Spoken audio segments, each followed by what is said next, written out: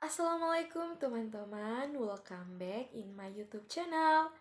Nah teman-teman, pada video ini saya akan menjelaskan tentang 10 model pada pembelajaran terpadu.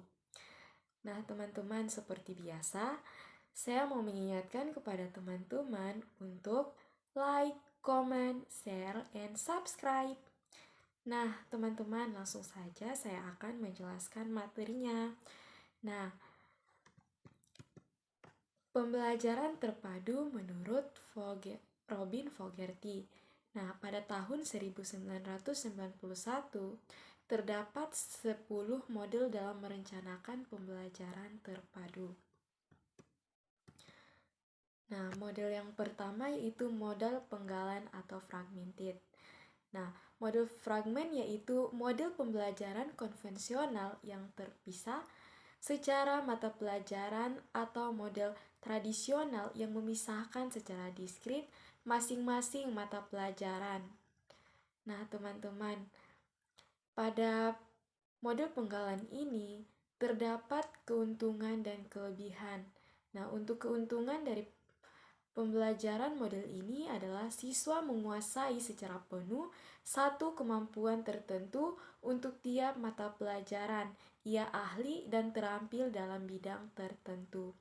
Nah, sedangkan kekurangannya adalah ia belajar hanya pada tempat dan sumber belajar dan kurang mampu membuat hubungan atau integrasi dengan konsep sejenis. Baik teman-teman, untuk model yang selanjutnya yaitu model connected. Nah, model connected atau terhubung yaitu dalam setiap mata pelajaran berisi konten yang berkaitan antara topik dengan topik dan konsep dengan konsep dalam satu mata pelajaran. Nah, keuntungan yang diperoleh dalam model connected ini adalah adanya hubungan antara ide-ide dalam satu mata pelajaran. Anak akan memperoleh gambaran yang lebih jelas dan luas dari konsep yang dijelaskan, dan siswa diberi kesempatan untuk melakukan pendalaman, tinjauan, memperbaiki, dan mengasimilasi gagasan secara bertahap.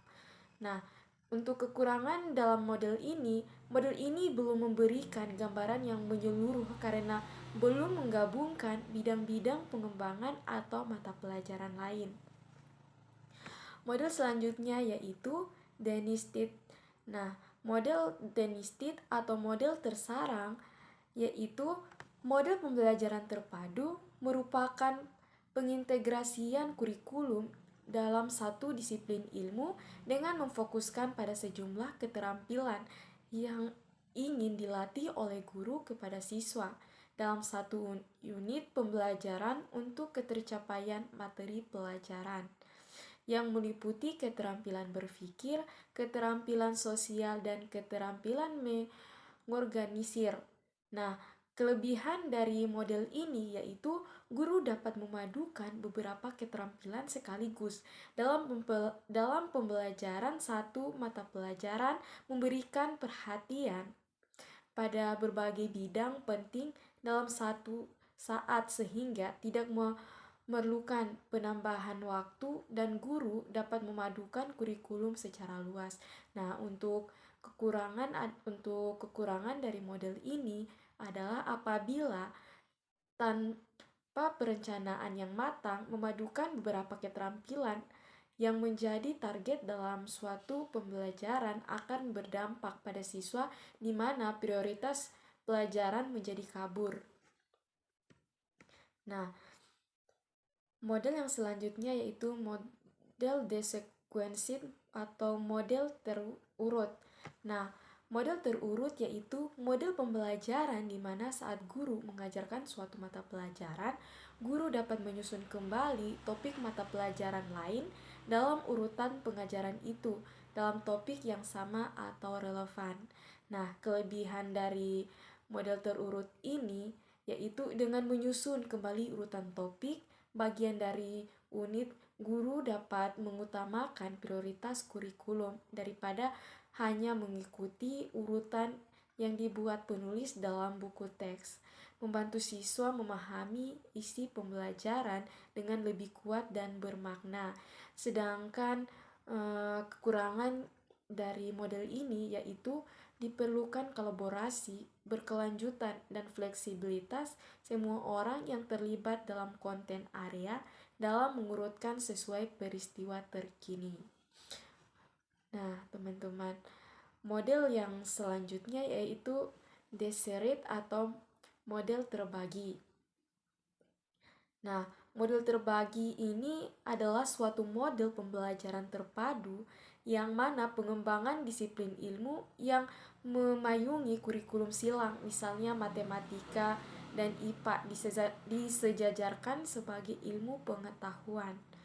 Nah, kelebihan dari model terbagi ini yaitu lebih mudah dalam menggunakannya sebagai langkah awal maju secara penuh menuju model terpadu yang mencakup 4 disiplin ilmu dengan menggabungkan disiplin ilmu serupa yang saling tumpang tindih akan memungkinkan mempelajari konsep yang lebih dalam. Sedangkan kekurangan dari model terbagi ini yaitu model integrasi antar dua disiplin ilmu memerlukan komitmen pasangan untuk bekerja sama dalam fase awal. Untuk menemukan konsep kurikulum yang tumpang tindih secara nyata diperlukan dialog dan percakapan yang mendalam. Nah, yang selanjutnya yaitu model jaring laba-laba atau the web bed. Nah, model jaring laba-laba yaitu merupakan salah satu model pembelajaran terpadu yang menggunakan pendekatan tematik.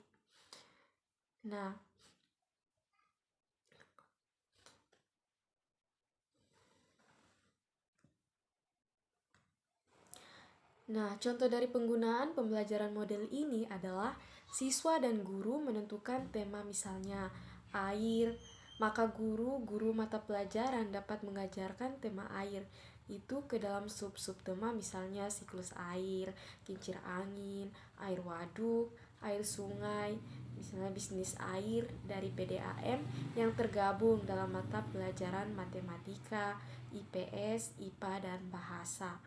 Nah, keuntungan pendekatan jaring laba-laba ini untuk mengintegrasikan kurikulum adalah faktor memotivasi sebagai hasil bentuk seleksi tema yang menarik perhatian paling besar. Faktor motivasi siswa juga dapat berkembang karena adanya pemilihan tema yang didasarkan pada minat siswa. Sedangkan kelemahan model ini adalah banyak guru sulit memilih tema. Mereka cenderung menyediakan tema yang dangkal sehingga kurang bermanfaat bagi siswa, dan guru seringkali terfokus pada kegiatan sehingga materi atau konsep menjadi terabaikan. Nah, model pembelajaran yang selanjutnya yaitu model pasang benang atau the three-threaded. Nah, model pasang benang yaitu model pembelajaran yang memfokuskan pada metakurikulum yang menggantikan atau yang berpotongan dengan materi subjek. Misalnya untuk melatih keterampilan berpikir atau problem solving dari beberapa mata pelajaran dicari materi yang merupakan bagian dari problem solving. Nah, keuntungan dari model pembelajaran ini antara lain konsep berputar sekitar metakurikulum yang menekankan pada perilaku metakognitif. Materi untuk tiap mata pelajaran tetap murni dan siswa dapat belajar sebagaimana seharusnya di masa yang akan datang sesuai dengan laju perkembangan era globalisasi. Nah, untuk kelemahannya yaitu hubungan isi antar materi pelajaran tidak terlalu ditunjukkan sehingga secara eksplisit siswa kurang dapat memahami keterkaitan konten antara mata pelajaran satu dengan mata pelajaran lainnya. Nah, teman-teman, model yang selanjutnya yaitu model integrasi atau de-integrated. Nah, model integrasi yaitu pembelajaran yang menggabungkan bidang studi dengan cara menemukan keterampilan, konsep, dan sikap yang saling berhubungan di dalam beberapa bidang studi. Dan pendekatan yang digunakan adalah pendekatan antar bidang studi. Nah, keuntungan dari model ini yaitu siswa saling mengaitkan, saling menghubungkan di antara macam-macam bagian dari mata pelajaran. Nah, keterpaduan secara sukses diimplementasikan. Pendekatan belajar yang lingkungan belajar yang ideal untuk hari terpadu. Nah, untuk kelemahannya yaitu model ini sulit dilaksanakan secara penuh, membutuhkan keterampilan tinggi, percaya diri dalam prioritas konsep, keterampilan dan sikap yang menumbuh secara urut dari mata pelajaran, dan membutuhkan model tim ahli pada bidang dan merencanakan dan mengajar bersama. Nah, model yang selanjutnya yaitu model immersive atau model terbenam. Nah, model terbenam yaitu model pembelajaran yang melibatkan beberapa mata pelajaran dalam satu proyek. Misalnya, seorang mahasiswa yang memperdalam ilmu kedokteran, maka selain biologi, kimia, komputer, ia juga harus mempelajari fisika, dan setiap mata pelajaran tersebut ada kesatuannya. Nah, kelebihan dari model pembelajaran ini adalah setiap siswa mempunyai ketertarikan mata pelajaran yang berbeda. Maka secara tidak langsung, siswa yang lain akan belajar dari siswa lainnya. Mereka terpacu untuk dapat menghubungkan mata pelajaran yang satu dengan yang lainnya. Sedangkan kekurangan dari model ini adalah siswa yang tidak senang membaca akan mendapat kesulitan untuk mengerjakan proyek ini, sehingga siswa menjadi kehilangan minat belajar. Nah, model yang terakhir yaitu The Networked atau model jaringan. Nah, model jaringan yaitu model pembelajaran yang berupa kerjasama antara siswa dengan seseorang ahli dalam mencari data, keterangan, atau lainnya sehubungan dengan mata pelajaran yang disukainya atau yang diminatinya, sehingga siswa secara tidak langsung mencari tahu dari berbagai sumber. Sumber dapat berupa buku bacaan, internet, TV, atau teman, kakak, orang tua, dan masih banyak lagi yang dianggap siswa tersebut ahli olehnya. Nah, siswa memperluas wawasan belajarnya sendiri, artinya siswa memotivasi belajar karena rasa ingin tahu yang dalam dirinya itu besar.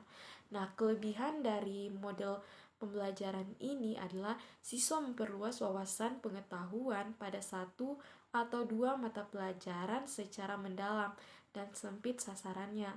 Sedangkan kelemahannya adalah kemungkinan motivasi siswa akan berubah. Kedalaman materi pelajaran menjadi dangkal secara tidak sengaja karena mendapat hambatan dalam mencari sumber. Tematik yaitu model jaring laba-laba atau webbed. Nah, mengapa saya mengatakan begitu? Karena model pembelajaran ini adalah model pembelajaran terpadu yang menggunakan pendekatan tematik. Pendekatan ini dimulai dengan menentukan tema yang kemudian dikembangkan menjadi subtema dengan memperhatikan keterkaitan tema tersebut dengan mata pelajaran yang terkait. Nah, dari subtema yang telah dikembangkan tadi diharapkan aktivitas siswa dapat berkembang dengan sendirinya. Nah, dan model jaringan laba-laba ini sangat cocok diterapkan di sekolah dasar. Baik, mungkin itu saja yang dapat saya jelaskan. Lebih dan kurangnya mohon dimaafkan. Saya akhiri dengan ucapan billahi taufiq wal hidayah. Wassalamualaikum warahmatullahi wabarakatuh.